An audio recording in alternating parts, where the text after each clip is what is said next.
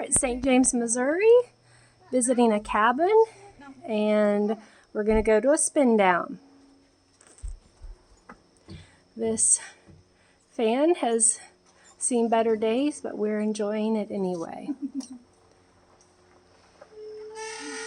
And there's the sound of my van backing up.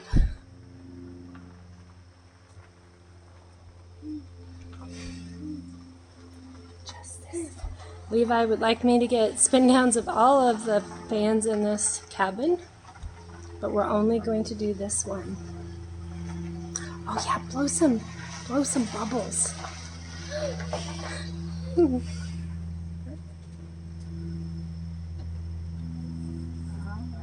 Is that a good spin down, Levi? Nope, it's not a spin down until it stops, Aunt Tony. Let's watch it finish.